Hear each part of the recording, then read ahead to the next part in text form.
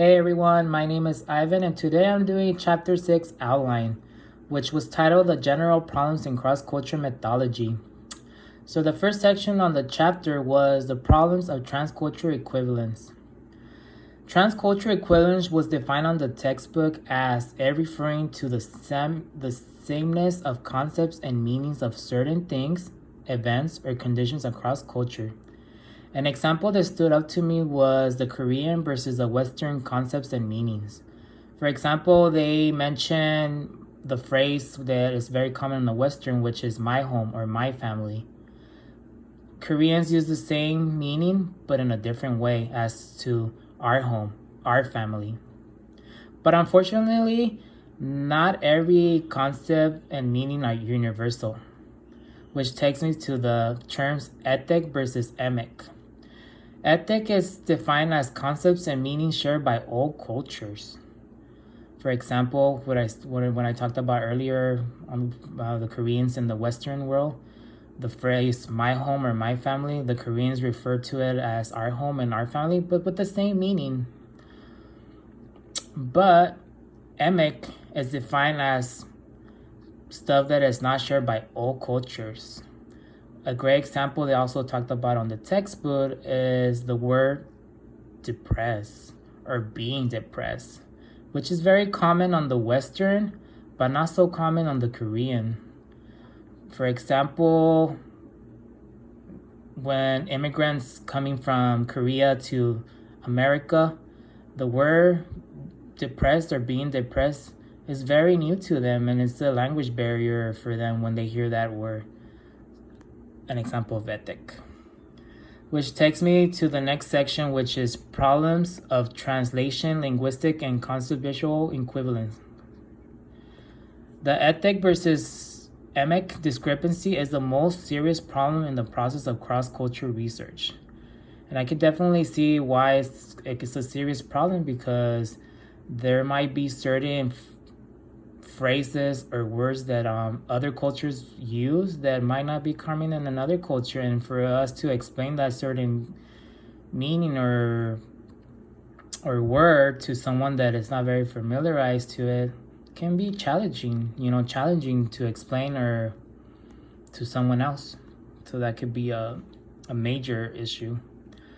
Some instruments that researchers use are, for instance, paper and pencil tests, projected tests, personality inventory questionnaires.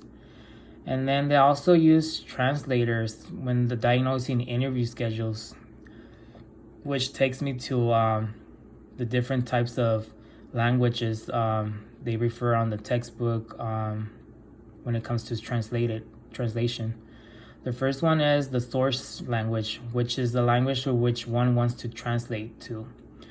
And then the next one was the target language, which is the language into which one wants to translate. So, two different ways of translation. Next part of the chapter was the guidelines for developing translatable instruments. Brislin suggested a few translatable research instruments. Just to name a few of the ones he mentioned on the textbook were such as having shorter, simple sentences of less than 16 words. He felt like will help out. And then also the one that really stood up to me, and I get what he was trying to, is employing an active rather than a passive voice, which I agree with, that being passive voice sometimes doesn't help out at all. So, being active and having an active voice, and I guess you could refer it to as being calm, can help out when it comes to researching something or trying to question someone or interview someone. He also recommended the procedure of back translation and decentering. What is back translation? It's one bilingual translated from a source to a target language. So that's what back translation. So he referred on some research instruments that will help out researchers, and then he also mentioned the back translation process, basically. Which takes me to the next one, the international problems in cross-cultural research. Interpersonal interaction between the researchers and the subject is another major problem in cross-cultural research. So it's not only the language barrier or that they have to struggle, but they also have to make sure the communication between the researcher and the subject is there. If not, it's not gonna work out. And why is it a major problem? Even with the same culture, the question is who studies who and under what circumstance, which is a big part since most research involve interpersonal communication. So it's very important who chooses what and who's gonna interview who and what time and all that. It's very important. For example, an example that I saw in the textbooks that stood up to me was the Schumann and Crumber study on Black interviewers, who they noticed were giving different response when they were being questioned by white and Black interviews. So to me, it makes sense, and I can see why they're not answering. They're, I guess, answering different. I can see them not trusting a white person when being questioned by a white person. Why is that? It has to do a lot with them being the minority group, and usually the white being up. Politics comes in mind. Rich.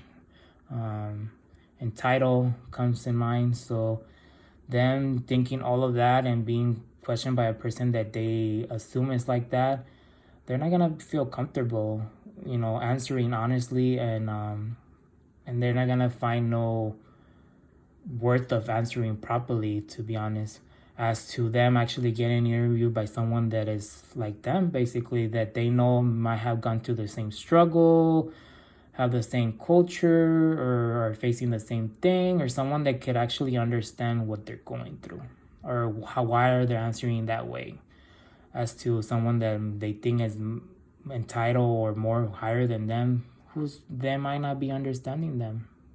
So I think that one's a great example as to why having the right person interviewing a group or a person or a subject is very important.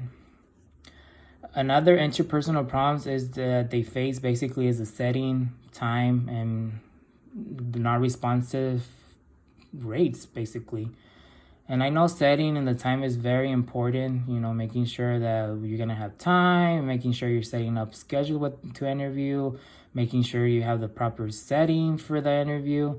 But for me, the response rates is the most important thing, because if you're not getting a response there, and then there's no research, basically.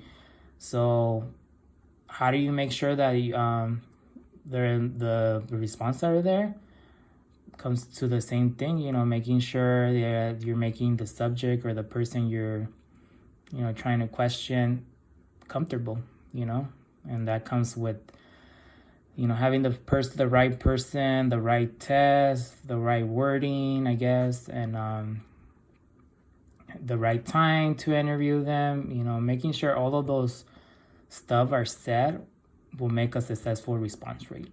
But if those stuff are not there, then you're not gonna get no response. And why is the response rate important? I feel like many minority groups don't trust the interviewers. They just think it's for self-servicing political goal and nothing that will benefit them. And I could definitely see that if they don't feel comfortable and they feel like they're not benefiting of the research, anything of them, they are not gonna respond, and they're not gonna help out with what they can, or be honest at least. So I think the response rate is very important, and in order to keep that response rate good, all of the other stuff that we talked about earlier should be the top thing for them, And the major one, I think, is who's the person who is interviewing them, or what kind of questionnaire you sending out for them to feel comfortable to answering, and making sure you have backup as to what will be the benefit for them, basically, and the outcome of it. So that's just a thing that I think will help out. The next section is sampling problems in cross-cultural researchers. Sampling problems are also endemic and in cross-cultural research. An example that they mentioned on the textbook that stood up to me is basically not comparing an apple with oranges. Some common bases require a meaningful comparison. So that was an example that I felt makes sense. You can't really compare an apple with oranges. Yeah, they're fruits, they're both fruits, but there's more than that. So I thought that was a good example for the sampling. The next section was the emotional stress and cross-cultural research. Emotional stress experienced by strangers is in a stranger environment, which is known as culture shock. Culture shock, which was another phrase that stood up to me. In 1960, Alberg introduced the culture shock, which became popular during the Peace Corps movement. Also, Edgar T. Hall defined it as a simply removal or distortion of many of the familiar cues one encounters at home and the substitution for them of other cues with our strangers. He also went further and made 4 stages. 4 of the stages they mentioned on the textbook was the honeymoon stage, the second stage sojourners. Am I pronouncing that right? I think sojourners. And then the third stage is continuity and resolution. And the last stage was the optimum level.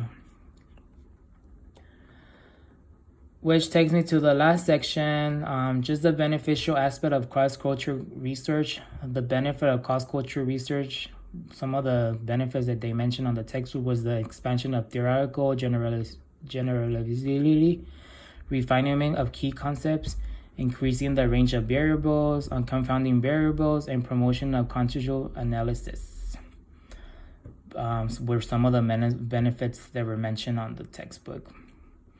And that's it for my pointers for this chapter. I hope this helps someone else. I just felt that these were some of the points that stood up to me, and I hope it will benefit, someone, and will help someone. So thank you.